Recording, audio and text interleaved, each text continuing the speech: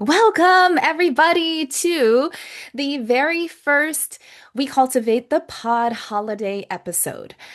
I have been dreaming of a white Christmas, but also dreaming of doing this episode. The holidays, I feel, are just a perfect occasion to talk about some of the trickier aspects of what happens when you bring people together and need to wrestle with everyday conversations on language, culture, and identity. Now, a couple months ago, I put out a call to the community and asked people to share stories about how they navigate either the holidays or just family situations overall, things that have to do with either being a translator of languages, cultures, and more, or just translator in different situations, because I think we sometimes forget that barriers don't just exist when new languages or people are present. They are often there all the time. You can be speakers of the same language, but come into a conversation from such different vantage points that I think we sometimes underestimate how often that happens. And I think that it just gets trickier the more that we layer on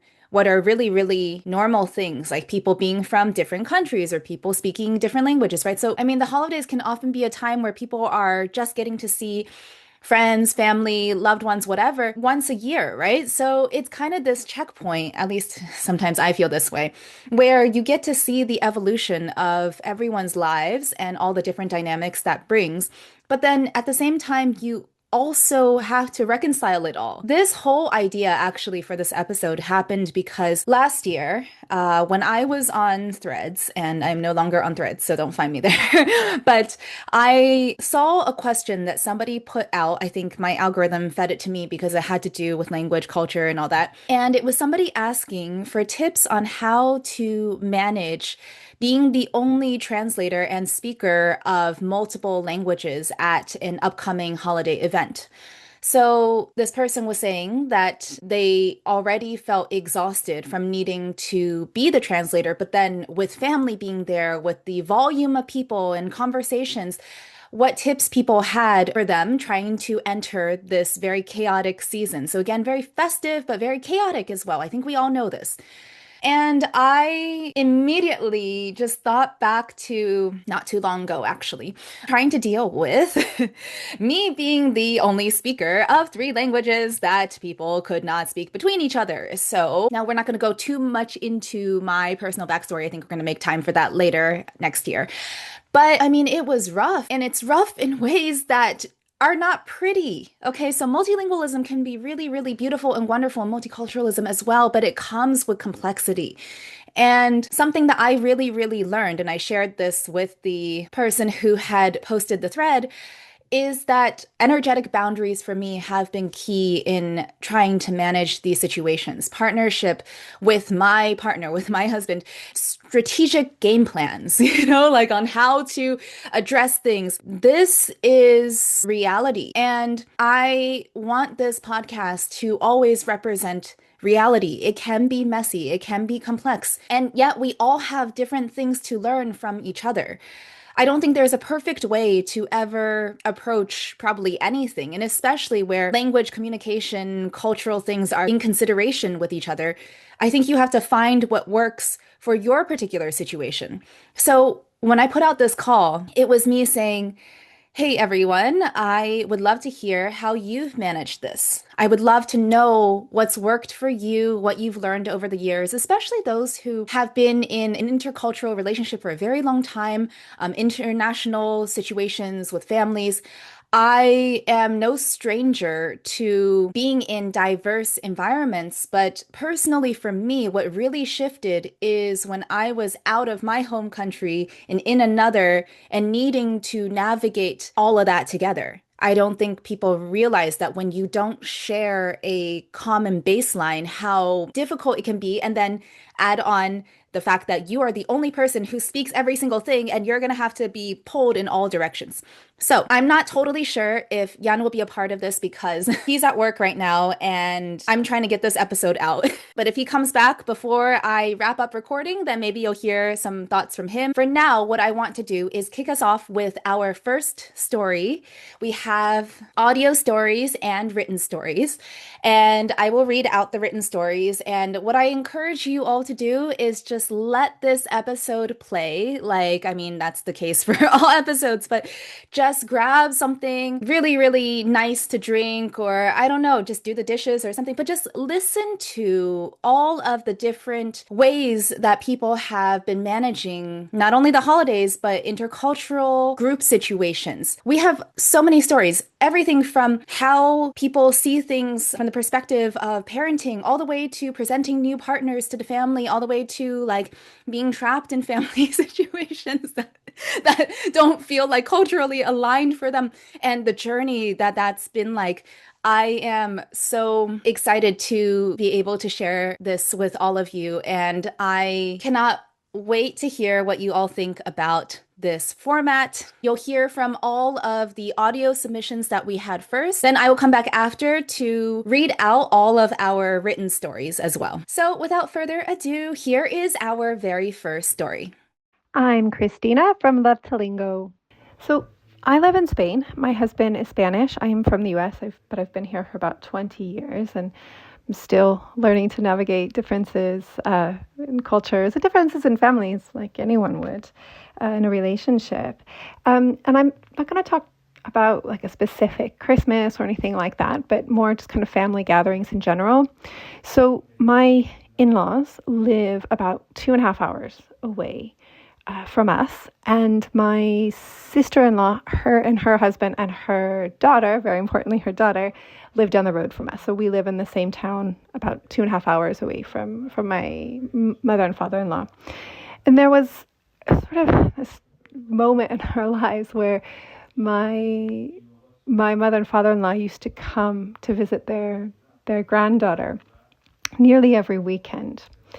And it went from sort of like nothing, we'd see his parents, once in a while, maybe, I don't know, once every couple months or so, obviously Christmas, things like that, to them kind of coming and staying at my sister-in-law's on nearly every weekend. I mean, like 3 out of 4 weekends a month.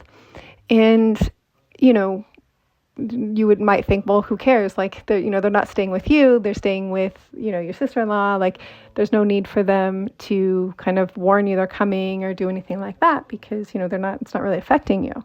And I, kind of looking at it from the outside, sure.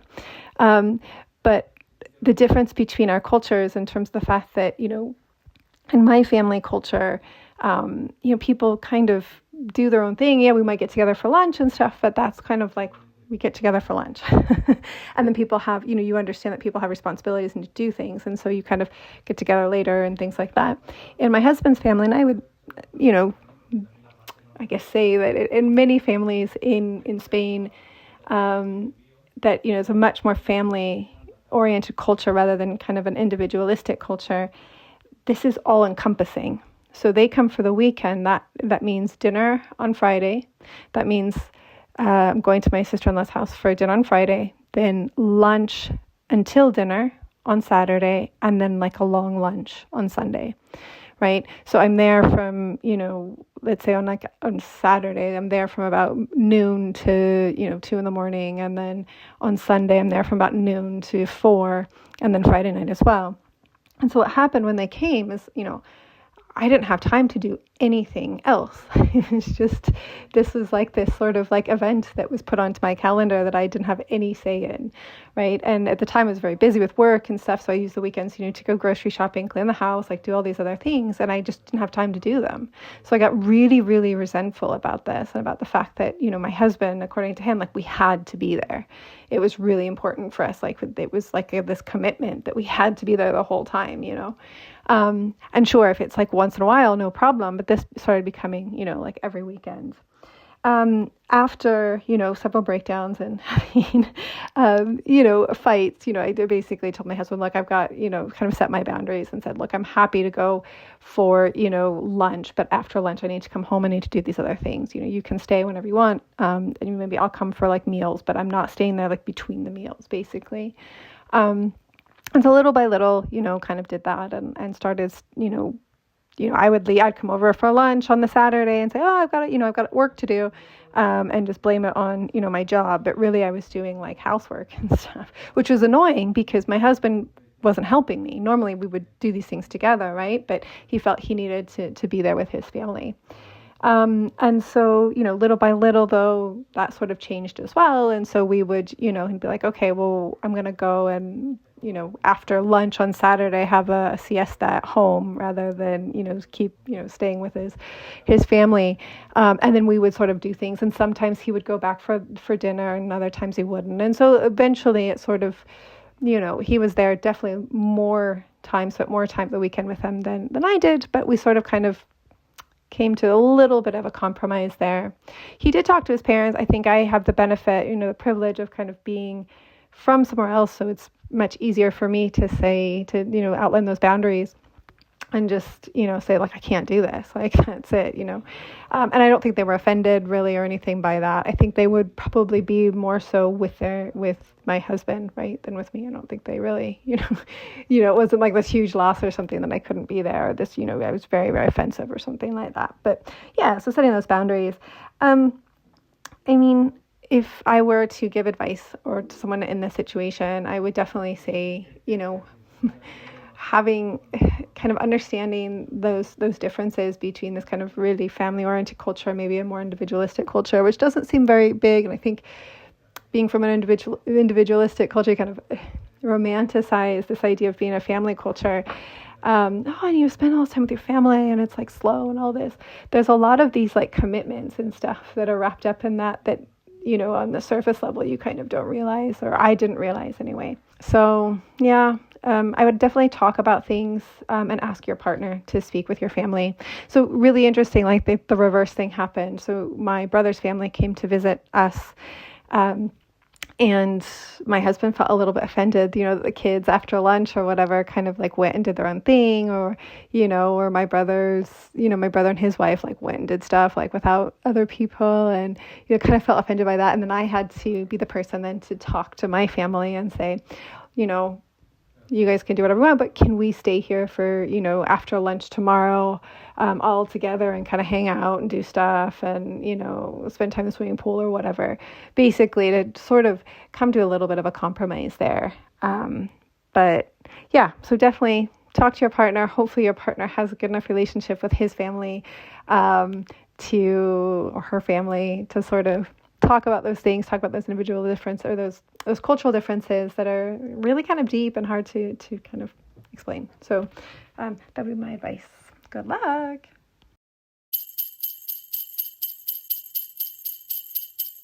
This is Katie from Pine Blossom Books. Hi, Michelle. So your question, how do we as a couple or family navigate the group dynamics when there's a language barrier? I think it's a very interesting question. And as I was reflecting on it, I realized how much we, first as a couple and now as a family of three, evolved in our approach to this. So it was a nice personal reflection, I find. So the first phase, my partner and I, when we were just a new couple or before our daughter was born, I would say that phase was the easiest for us. Maybe that's not the case for everyone. I think both A and I are lucky that we're both quite chill and we're used to living in different countries. And I think in general, we're both very relaxed people. We're not very bothered when we don't understand anything around us. We're quite intuitive and maybe we just go with the flow or figure things out using body languages or a mix of the languages that we know. So I think that perspective helps a little bit. We're not too demanding on needing other people to translate for us and not putting a lot of emotional burden on ourselves as well. And I think we're also very lucky that we have very supportive family members. So at the very beginning of our relationship, when we would visit each other's family or simply meet for the first time, we're just very lucky to have very nice people around us. So I don't know if there's lots of tips that I can offer, but I would say just to definitely do a prep talk if one or the other person feels anxious about not being in the loop. Definitely, it was not all the situations were 100% smooth for A and I either. There were little bumps, but I really could not recall moments with great difficulties when I felt like language was the element that made it hard. So, yeah, again, I think simply being open with the other person and think ahead of time, because being the person from that culture, you could expect what cultural differences would be too big or too surprising or too difficult for your partner, right? I'm assuming we're talking about international couple or a couple where from different backgrounds, from very different backgrounds. And maybe talk just how much translation do you expect, right? Try to look out for the other person. So, yeah, that's the first part. Yeah, like I said, I think a lot of the communication doesn't really necessarily happen through words, right? It's through body languages, facial expressions, attitude. Prep the other person, at least later, do like a little mini lesson if you need on the important cultural etiquettes before they go immerse in that culture or meet the family members or something. So that's the first phase. And then when I think about your question in the context of now being in a family of three, I think that is very interesting because I'm going through these moments now. It really adds complexity because now in this little triangle dynamics, there are other agendas involved. Like I'm also thinking about how I would apply a language in terms of transmitting a language, teaching her a second or third language, passing on heritage passing on a culture that's so intimate to the actual language, right? And also being mindful of the emotions of everyone in the house, not to neglect or leave anyone out as we cultivate each of the different relationships in this triangle. Because she will have a unique relationship with her dad, she with me, and then me with A, and then all three together. It's like super complicated. And I would say I didn't realize that when my daughter was just a small baby. We had always just applied the strategy of one parent, one language. So I didn't really care, and my partner didn't care so much either when he didn't understand what my daughter and I were saying to each other. Well, she wasn't speaking, so what was going on between us. Occasionally, I would translate when it's really necessary. So let's say I'm passing on my daughter to A for him to take over. But overall, I do very little translations. But what's really complicated is now when she's in her toddler stage, she has a lot more linguistic skills and she is much more aware of what's going on around her. This is really interesting. So as I say, in our family, we just do one parent, one language. And English, it's a rather informal language. We don't really have a official policy of how we use it.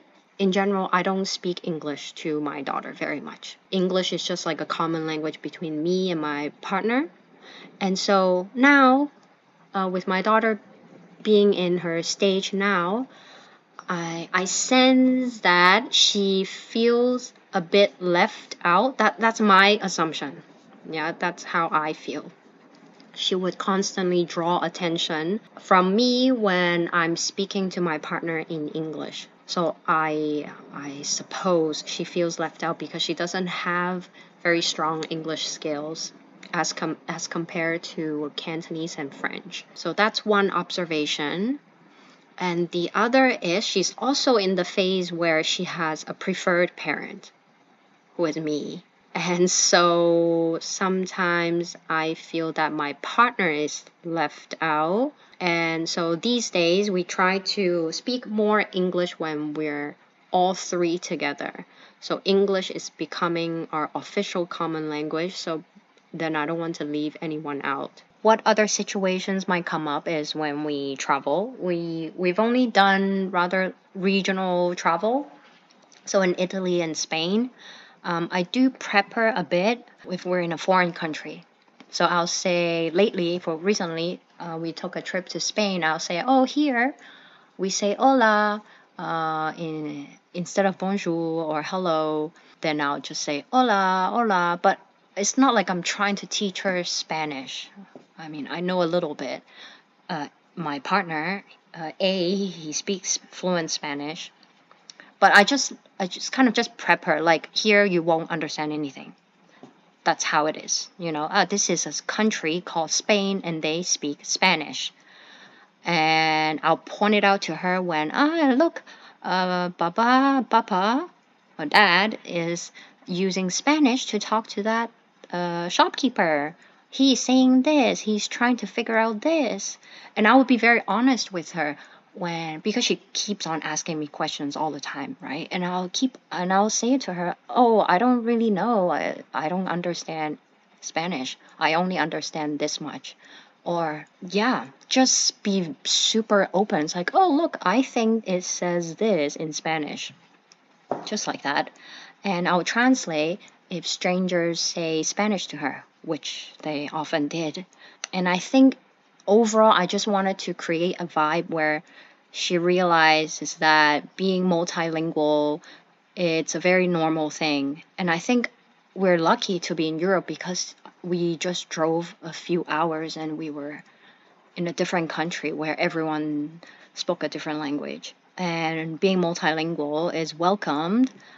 And I didn't really force anything. And just randomly, when she was doing pretend plays, she said adios, she said hola to herself. So I think that's pretty amazing. I also thought about when my parents came to visit, how was the dynamics then?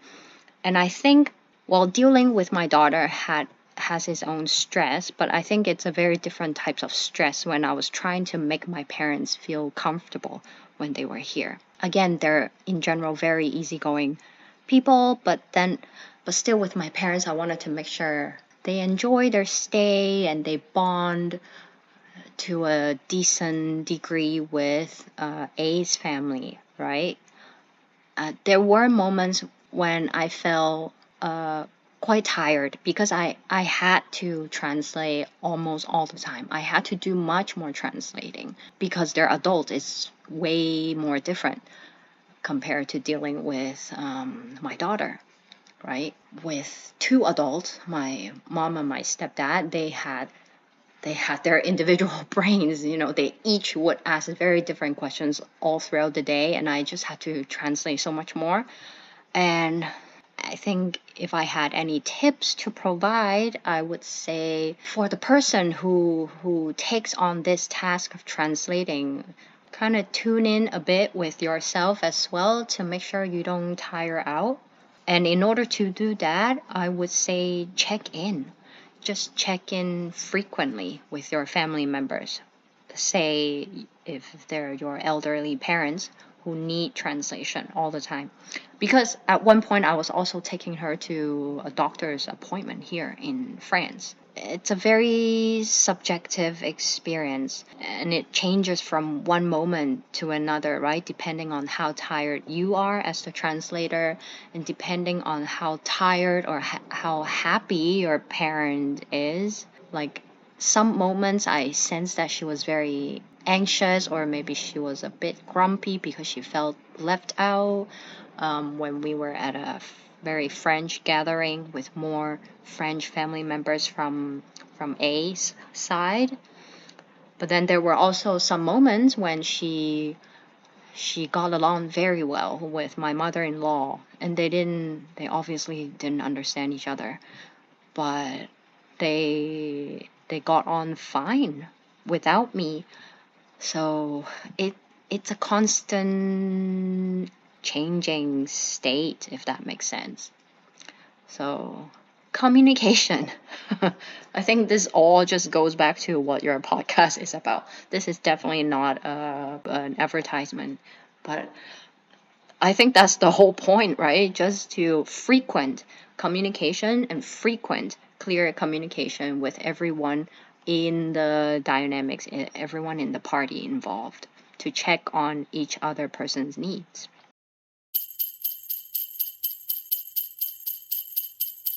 My name is Jonathan from Huggins International. A few years ago, around Christmas, my dad was visiting Mexico City from the United States, and my father-in-law, who is French, had his parents in town. So they were visiting from France. And because I was in Mexico City, my ex's family, local family, spoke Spanish. She was French Mexican. So the family was speaking French and Spanish. My dad mostly spoke English. He could understand a little Spanish. And I was doing all of the translating when we were sitting down for meals, or when we would go to the restaurants and have to talk with the waiters or translate the menus and explain what the ingredients were. And on one occasion, when we were at home, my dad and the French grandfather and one of the Mexican uncles decided to start speaking to each other. So my dad said something in English, and I immediately translated from English to Spanish and French. So the uncle could understand and the grandfather could understand. The Mexican uncle, he said something, then I translated that from Spanish to English and Spanish to French. The grandfather had a comment as well. I translated his comment from French to English and French to Spanish. And this kept going on for at least, I don't know, like 10, 15 minutes. And it wasn't quite so tiring as I thought it would be. But a few days later, my dad was mentioning, I had this really interesting conversation with the French grandfather and the Mexican uncle. I don't remember. Were you there? And I just gave him such a deadpan look of, are you serious? Like, that conversation would have never taken place if I wasn't there, going back and forth between English and Spanish and French. So sometimes it can be very mentally draining to be translating back and forth. And it's even possible that the family members don't realize what that kind of mental exhaustion is. They can take you for the Google Translate, the Alexa, the Siri, ChatGPT for the gathering. But I'm pretty sure that official interpreters who work at the UN or who work in tandem, so in pairs, two people swapping a half hour, they are not meant to be working pro bono endlessly for hours and hours and hours.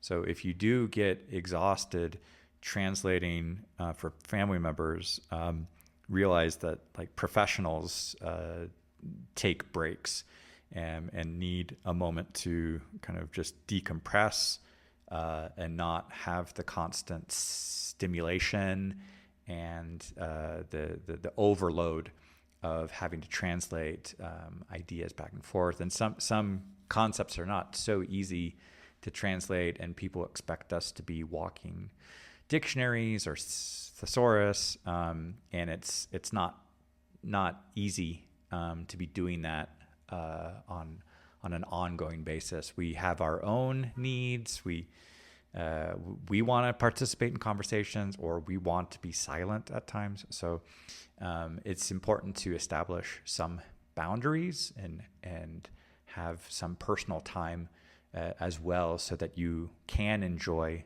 the holidays, enjoy the moment being together, but not just be the group interpreter for a whole week, a whole weekend, or 2 weeks, and then completely burn out. So make sure that you have some support and you have some breaks, and are not meant to be like on call nonstop. So I hope that helps anybody who is in a position that they will be translating between at least 2 or 3 languages over the holidays.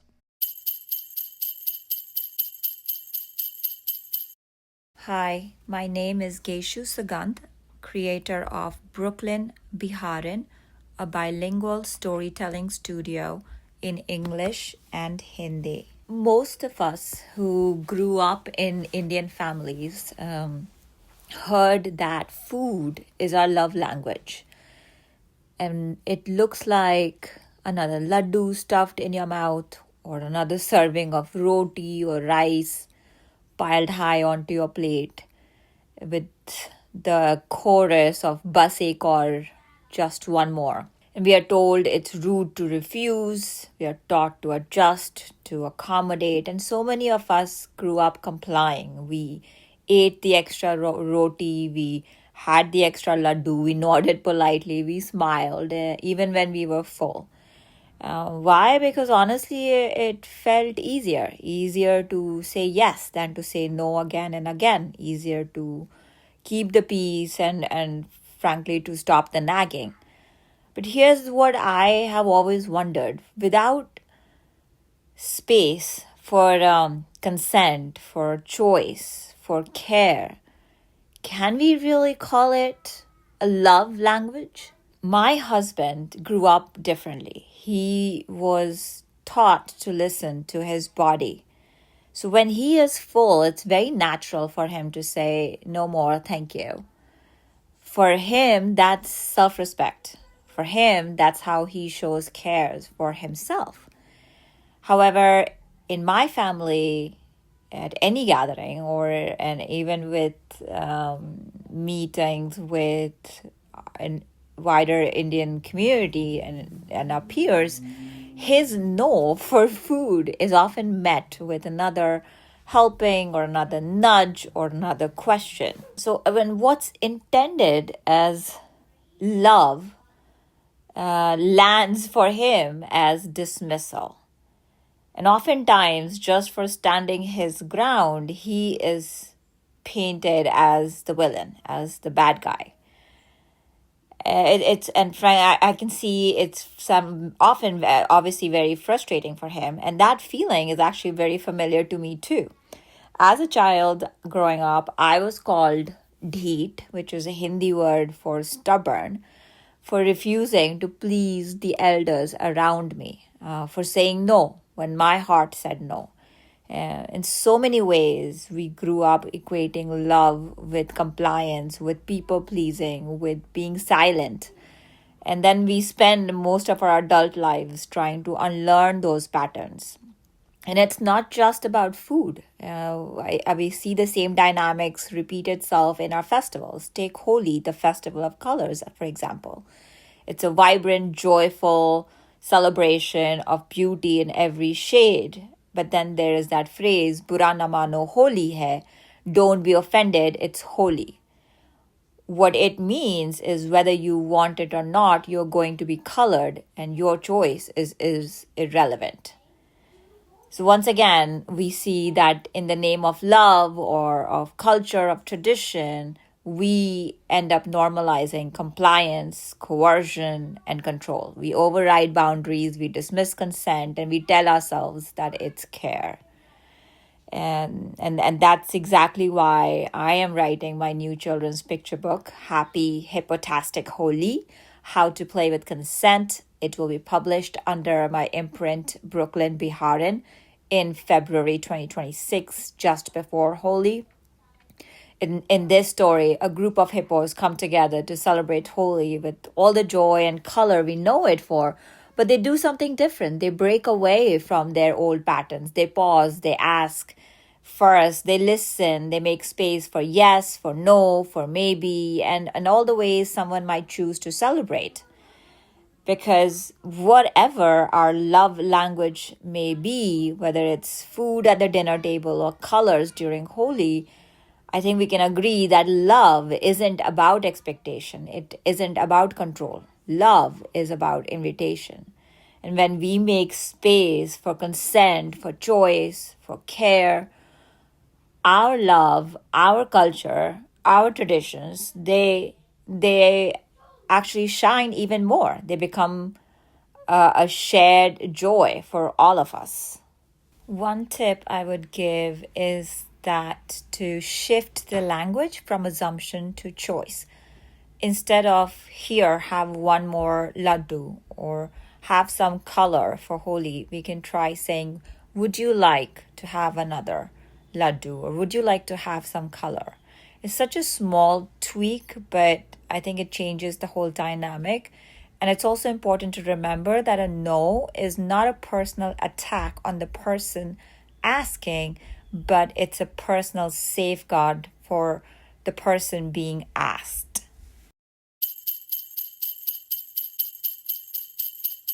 Hi, my name is Heather, and I'm sharing some tips from when my fiance Spencer first met my Cantonese speaking family. When I introduced Spencer to my family, I made sure to prep him beforehand on what to expect. I feel like having expectations is extremely important, what they will expect from him and what he should expect from them. One of the expectations is to make sure that when we're eating that he will take some food and give it to me and put it on my plate. It's like the way of saying, oh, I care about her. So this way, like our parents would feel comforted knowing that, oh, her significant other cares for her. I know my cousin also did the same thing and coached her husband to do that in the beginning too. And now they just know to do it. It's almost automatic. Other things are like who's safe, like who is it okay for you to hang out with, who you can speak English to, and then who will only really know some English phrases and you'll have to kind of just be around when they're speaking Cantonese. Another thing is I would make sure that he felt included in the conversations that he didn't quite understand. For example, if we were having conversation in Cantonese, I might take a break, stop, and explain to Spencer like what we're talking about and what's going on, so at least he can feel somewhat included. And we generally do that for all of our like other cousins, significant others who don't speak English. We might all take a break and just go over what was discussed. And even some of my cousins will like help with that too. So it's not just my responsibility. All of us are really good at trying to help everyone feel included. Spencer also started learning some Cantonese. So this way he was able to understand at least certain phrases. And maybe because of those phrases that he understood, he also knew what types of conversations we were having. If it's me talking, Spencer already knows all of my stories. I guess I say the same stories over and over again. So once he catches on to what I'm saying, he's like, oh, Heather is talking about that. So he doesn't really have to like try to understand because he already knows what I'm talking about. I'm Candice, and I work with moms who are juggling everything: the career, the kids, the mental load. I help them actually enjoy motherhood without feeling like they have to choose between being a great mom and being themselves. My partner and I, we come from very different backgrounds, different countries, different culture. He grew up in Spain in a very small family, just him, a couple of uncles and aunts, and that's it, no cousins. And his experience of holidays was really pretty much with them, no big thing, just doing the traditional lunches, and that's it. I grew up in Mauritius, other side of the world, with a huge family, lots of cousins, and so holidays and vacations for us was really big. We had people coming over in Mauritius, and so there was always big parties, big lunches, big dinners, and everybody coming together. He even experienced holidays in the winter, and I experienced them on the beach in the summer. So our experiences couldn't be more different. So when we got together, when it was just the two of us, it was easy to find a compromise, to just find the middle ground between what his experience was and mine, because it was just the two of us. So we would do Christmas with his family or holidays with his family, and that's about it, and go back to Mauritius sometimes, and for him to also experience what it was, but it wasn't bigger than that. But then when the kids came along, then we really had to have this conversation and decide what we wanted the holidays to look like for them. I am happy to say that it wasn't that big of a discussion. It wasn't that there weren't any conflicts in it, but it did mean that we had to compromise of what we wanted Christmas to look like. He knows how important Christmas is to me. This is like my holiday of the year. So I do get to decorate the house and have lights everywhere and Christmas decorations. But I have also had to learn to kind of slow down on the gifts. If you create that for the kids, for example, it will be 5 gifts, a maximum of 5 gifts, a book, a piece of clothing, something that they really want or something like that. So we had to compromise on how big we make Christmas for them. But we also had to find and define what the holidays would actually mean for us as a family, what traditions we would kind of build with them, and what holidays memories we want to create for them, what Christmas memories. And this is where we've had to kind of find our own version, our own voice as a family. And I think we're still defining that, but we get to live the Christmas spirit, the Christmas holidays, the magic of holidays together as a family now and in our own way. So I think that's the wonderful part of what's happening in our family. So another thing that we also had to work out is how we celebrate Christmas with our respective families, because when we are here in Spain, then we do something with his family, one lunch or something like that. But then when we go back to Mauritius, also for the Christmas holidays, which we try to do a year here and a year there, then the kids also get to experience a completely different way of celebrating. Yeah, in the summer on the beach. With lots of families, so they get to experience both, and I think that's really beautiful.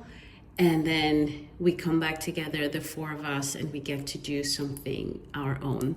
Yeah, I think that's the beauty of coming from 2 very different places, meeting in the middle and defining what we want as a family on our own, finding our own voices, our own traditions, our own adventures as a family of 4, and not let everything else, all the noise around us, define too much of how we live Christmas together. And our kids just love it. So I'm happy that I also get to share that moment with them, and they get excited about it. And he gets on board too. So yeah, we're still in the middle of defining what we want it to be exactly for us. We still haven't found the tradition that we repeat year over year. But I think we're getting there. But above all, we get to spend this time together, the 4 of us. And I think that's what's the most wonderful part of it. So that wraps up our audio portion of this Storytime holiday episode. Now we're going to move on to our written stories. I have them here, and I'm just going to read them out like directly, like paper. Virtual background. If you're watching the video, the virtual background is stopping me from showing you the paper, but I have paper. And hopefully you like this virtual background, by the way. I know. I was like, this is very festive. Story number 1 from Juliana. She is from the Bilingual Mom Life. She says, so in my family, holidays are definitely a mix. I'm Colombian, and Christmas has always been a big deal for me. Lots of family, food, and traditions. My husband, John, is Cambodian, and he didn't really grow up celebrating Christmas, so at first it felt a little weird, like something really important to me wasn't part of his world.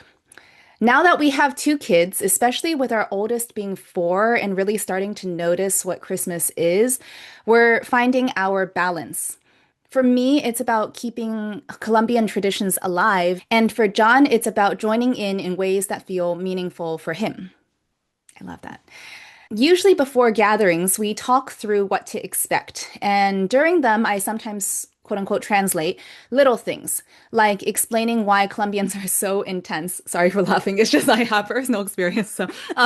Like explaining why Colombians are so intense with questions or what certain traditions mean. Afterwards, we check in about what worked and what didn't. Over time, we've even created our own new traditions, like doing a quieter family morning before the big Colombian style celebration. If I had to give a tip, it's just talk about it ahead of time. Don't assume your partner just knows. Even a little prep and a few inside signals across the room can make the whole holiday feel a lot smoother. I think this is something that we've been hearing, right? Talk, communicate. Oh my God, a communication podcast that emphasizes communication. Okay, thank you so much, Juliana, for this. The next story that we have for, oh my God, it looks so creepy in the, in the camera. Phantom paper. This is from Christina M. She says, "Hi, my name is Christina M. I'm a parent coach, entrepreneur, founder, devoted mother, and connection builder. I am German. My husband and father of our 4 boys is South African. We live in South Africa, and our home languages are German, isiZulu, and English. One of the cultural differences, which turned out to be a real biggie and created lots of room for growth, was when I met my in-laws and was introduced to many women as quote unquote mother. Growing up, it was very clear that I have one mother and one mother only, and there was no way anyone else could claim that place. Whereas here in my African family, it comes across as offensive if you don't relate to your elder female relatives as mother, quote unquote. This took me a long time to adjust to, especially during the holidays when you get together with family you might not have seen in a long time or maybe meet for the first time, which still happens after over a decade of being married and living in South America. You might be introduced to yet another relative as my husband's quote unquote mother. By now, I have pretty much adjusted to it, and it gives us the giggles when we think about how this was a huge challenge in the early days of our union. Now that I am a mother myself, I pride myself with the fact that there are many more children or young people beyond our 4 boys who refer to me as mama. Oh my God, I just got chills. Sorry, it's just oh, I'm from a culture also where we don't call people mother, but we definitely refer to people as auntie or uncle. And there is a feeling of closeness that you can have. And especially when you realize it goes beyond just the moniker or the name or the title, the label. You really, really start to feel like you're part of a larger community. And just something to just comment on. I love that so many of these stories are just showcasing what it means to go through this journey. No matter how long somebody has been together with their partner, or how old their kids are, or where they've lived, or how long it's been, I feel like something we don't talk about often enough is how it's always ongoing. You are always meeting new people, being brought into new situations. Those situations will find you even if you don't move yourself physically. And I love when she says that this still happens, right? Like this is still ongoing because she's being introduced to new people. And I feel like we forget that this process of figuring things out and reorienting in a new dynamic because new people come in. I feel like that's why I hope to do this actually every year. I hope to share more stories every year on how people are managing this. So, okay, we're moving on to our last written story. Now, this story is from Gemma and Kev. It's a little bit longer, so I'm gonna really, really try to keep my pace through this. They are the creators of Family Lingua, online center for multilingual families. And I just think this is, I actually asked some people if they could talk with their partners, their spouses, their families to get input and submit something together. I think that's what they've done here. So let's begin. There are 3 pages. All right. New Year's Eve in Cuban culture is completely different from what my husband Kev expected. Okay, I think it's Gemma writing this. So, in his culture, Christmas was the big family gathering, and New Year's Eve meant going out with friends to bars or parties. But for us Cubans, New Year's Eve is the family event. Picture this. Dozens of family members packed into a tiny Cuban apartment, salsa music blasting, the smell of lechon and black beans filling every corner, dominoes clicking on makeshift tables, and everyone from toddlers to grandparents dancing, singing, and celebrating until sunrise.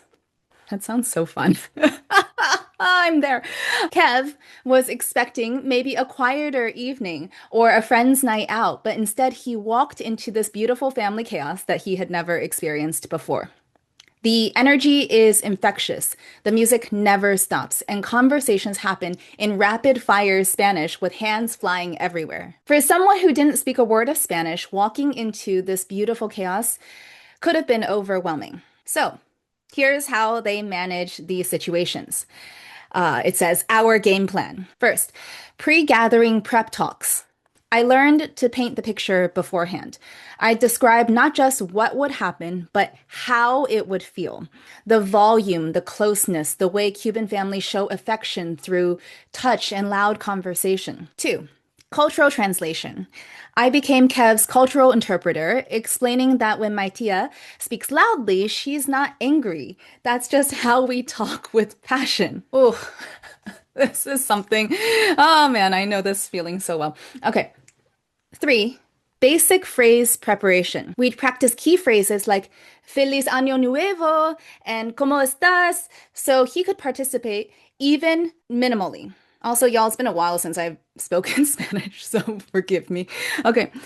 Family approach. I told my family to just be themselves because my family is awesome. I knew that if Kevin could feel their warmth and love, even with the language barriers, that would make me the happiest. Oh, so cute. During the gathering, okay, Gemma describes just staying aware of everything, but that Kev was just amazing and taking everything in. And she mentions having a post-gathering decompression, okay? So they would talk about the funny moments, the cultural differences he noticed, and what surprised him most. She says Kev often shared what he loved about the warmth and inclusiveness, even when he couldn't understand the words. Now, there's a section on how our strategies evolved. Over time, Kev started picking up more Spanish and understanding the rhythm of our celebrations. My family learned to include him more through gestures, music, and food, the universal languages of love. Now, years later, he jumps into domino games and even sings along to the traditional songs. Now, tips for those who are new to these situations. And I love how organized she is because I am the same. So she says, for the outsider partner, outsider is in quotes, okay? First, remember that confusion is temporary, but the love is real. Focus on the warmth and intention behind unfamiliar customs. 2, don't be afraid to laugh at language mix-ups. They often become the best family stories. 3, ask questions. Families usually love sharing the meaning behind their traditions. On the flip side, for the quote unquote cultural bridge partner, because remember, this is not about one particular culture, this is about the relational dynamic, right? So, first, paint the full picture beforehand. Don't just say it'll be fun. And yeah, my God, I so second that. Explain what fun looks like in your culture. This is so key. We don't interpret concepts the same, right? That's why it's culture. 2, prepare your family too. Help them understand different communication styles and comfort levels. Oh, I love that. 3, be patient with both sides. Cultural adaptation takes time. And that's why I love hearing from people who have gone through this over years, because I think that's what it is, this ongoing refining all the time. For everyone, when there's love, there's understanding. Approach new cultural experiences with curiosity rather than judgment. Here, here. Language barriers create some of the funniest family memories, like my quote unquote I don't care versus I don't mind confusion that had Kev so frustrated. We talked about this during Gemma's episode, by the way, so we're gonna touch on this again. But that had Kev so frustrated until we realized Spanish only has one phrase for both. So what was happening was Gemma was saying, I don't care instead of I don't mind. And if you're an English speaker, you know that that lands very differently. If you say I don't care versus, like I don't mind, it's not the same meaning. But in Spanish, it's the same phrase that you use in both situations. And so just realize that sometimes that's what's happening. Remember that cultural openness is a two-way street. Both families learn and grow from these experiences. Now, the bottom line of all of this, as she says, is what makes these moments magical isn't perfect communication. It's the willingness to be open, vulnerable, and accepting of each other's words. Kev and I have learned that when you approach differences with love and curiosity, the quote unquote new becomes exciting rather than scary. Every awkward moment, every language barrier, every cultural misunderstanding becomes part of your unique family story. Our cross cultural celebrations have given us something beautiful. Children who see the world through multiple lenses. Oh my God, yes. A family that celebrates diversity as strength and memories filled with laughter, music, and the kind of love that transcends language. And she put a little heart at the end. Oh my gosh. I want to be so honest and just say that I got so emotional preparing this episode. I feel just so lucky to have gotten to know all of you wonderful people, and I am so grateful to everybody who shared their stories. Thank you so, so much for such a wonderful roundup of all your different experiences. Thank you for your honesty and your vulnerability and your openness to talk on these topics. I know I'm always saying thank you. It's just because after 1 year of doing this work, I just am so excited. It's like you all have no idea. I feel over the moon. I never use that expression, but I am. I am. Now, did receive a message while recording that Yann would like to share some thoughts. So, after he gets a snack and changed from work, once he gets back, I will put him on the mic to share. And so, if you'd like to stick around for that, feel free. Otherwise, I will see you all in 2026.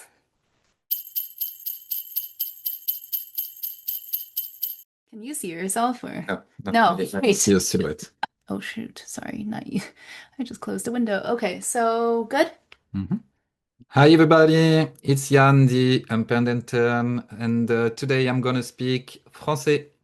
Et oui, un épisode en français, tout en français et rien qu'en français. Voilà, je voulais vous raconter une petite anecdote qui illustre bien le propos d'aujourd'hui. J'aurais pu vous en raconter tout plein, mais il y en a une en particulier dont je me souviens. Ça se passait il y a à peu près un an, pendant Thanksgiving, aux États-Unis, dans le Delaware. Et nous étions donc invités par sa famille dans la maison familiale. Il y avait quelques oncles, tantes, cousins, cousines. Et on avait préparé tout plein de mets fabuleux d'origine, oui, d'origine chinoise, mais aussi la dinde, aussi des gâteaux, aussi des pommes de terre, enfin, tout un tas de mets absolument fabuleux. Et se passe arrive le moment où on passe à table. Et moi, dans mon esprit, on était parti pour des heures. Dans ma tête de petit français, quand on a autant de choses sur une table qui ont l'air délicieuses et autant de monde qu'on est en famille, c'est Thanksgiving, donc c'est vrai qu'on l'associe un peu à Noël dans notre tête, enfin c'est ce genre de moment. Et, euh, et donc voilà ce moment où on passe tous à table. Et en fait, ce qu'il s'est passé, c'est que il n'y a pas eu vraiment de moment où on a tous été assis à table et le repas s'est terminé très très très vite. Ça m'a beaucoup perturbé parce que non seulement je n'avais pas de repère, j'allais dire auditif, puisque les trois quarts des conversations se faisaient en mandarin, donc je ne savais pas quand est-ce qu'on commençait, quand est-ce qu'on passait d'un plat à un autre, etc. Et puis, dans mes habitudes, voilà, j'avais dans l'esprit qu'on allait rester tous ensemble à manger et à passer ce moment tous ensemble. Et j'ai eu un petit moment de solitude, je vous avoue, à ne pas savoir de ce qui était de l'ordre de culture, j'allais dire, chinoise, de la culture américaine, sachant que sa famille, ils sont là depuis plus d'un demi-siècle, hein, donc enfin, ils sont totalement intégrés. Et ce qui était de la culture, j'allais dire, familiale, des habitudes familiales. Et c'est vraiment une question que je me suis posée, que j'ai posée à Michel ensuite, et qui m'a donné des bribes de réponses. Et ça m'a vraiment fait réfléchir sur la façon d'aborder ces moments. Parce que non seulement donc, j'étais perturbé, je n'avais aucun repère, et je me posais la question même de savoir si c'était poli ce que je faisais, est-ce que c'était normal, est-ce que je devais lever mes fesses de la chaise et partir aussi, enfin voilà. Et heureusement, une de ses tantes est restée avec moi à siroter le verre de vin et à continuer à manger. Quelqu'un qui, je pense, avait plus l'habitude de mes propres habitudes. Voilà, et c'est vraiment ce moment-là que je voulais vous partager. Parce que pour moi, il est flagrant. Je n'avais aucun repère, ni donc auditif, langue, ni culturel. Et ce qui ne m'était pas arrivé avant, ça faisait quelques mois déjà que j'étais là-bas, que je découvrais, que j'avais fait des repas avec des amis de Michel, j'avais déjà rencontré sa famille au compte-gouttes. Je me suis donc posé la question à ce moment-là, et même après, de savoir ce qui était de l'ordre de la culture familiale, de la culture chinoise, de la culture américaine. Et c'est vrai que j'avais jamais été autant perturbé, autant j'avais fait des soirées avec d'autres personnes et j'avais dans d'autres milieux et j'avais réussi à plus ou moins retomber sur mes pattes et à pas avoir ces moments de solitude. Mais là, je pense que le fait que ce soit ce moment que j'ai associé à quelque chose de très français, j'allais dire, donc le grand repas, la famille, etc.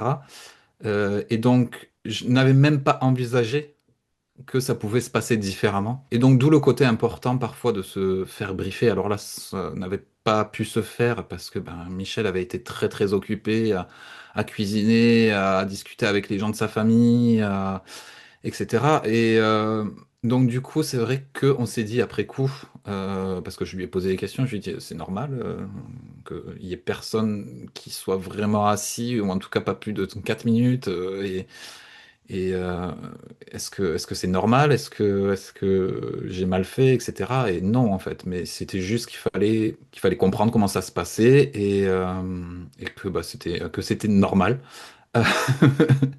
Et voilà. Et donc, je voulais vous partager ce petit moment de solitude qui n'est pas grave en soi, mais qui rappelle que ben, on associe souvent des choses à d'autres selon sa culture, selon sa langue, selon son éducation. Voilà, et que même sur les sujets de conversation, parfois c'était compliqué. De quoi je peux parler, de quoi je ne peux pas parler, qu'est-ce qui est intéressant, qu'est-ce qui ne l'est pas, selon le milieu. Donc voilà, c'était ce petit moment de partage avec vous et de ce moment. Je suppose que ça vous est arrivé déjà aussi. Et on serait très intéressé de connaître les vôtres. En tout cas, je vous souhaite à tous de très joyeuses fêtes de fin d'année. On se revoit en 2026 et je vous dis à bientôt donc. All right, so if you didn't notice, that was in French, and that was not in English. And I asked Yann to speak on his experiences in French because the podcast is hopefully going to move into more episodes in different languages, and I think it's a wonderful direction. Until then, if you don't speak French or understand French, we will be posting a translation on the episode page for this. But thank you again to everyone who submitted their stories, who have shared their time with us this whole year. We are just so, so grateful. I am so grateful. I already said this. But we will see you in the next year, and bye for now.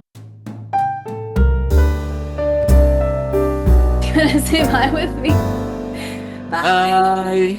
get Shadow Beam in for a goodbye, but she's so dramatic right now. She hates us. Look at this. Okay, it's over. It's over. Oh my God.